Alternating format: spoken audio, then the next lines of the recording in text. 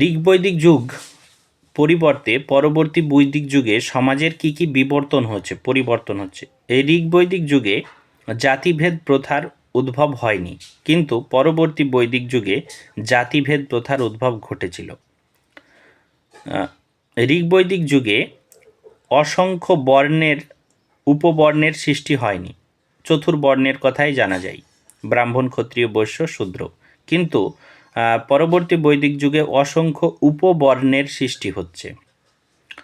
তৃতীয়ত, ঋগ্বৈদিক যুগে অস্পৃশ্যতাবাদের সূচনা হয়নি সেই সময়, কিন্তু পরবর্তী বৈদিক যুগে অস্পৃশ্যতাবাদের সূচনা হচ্ছে।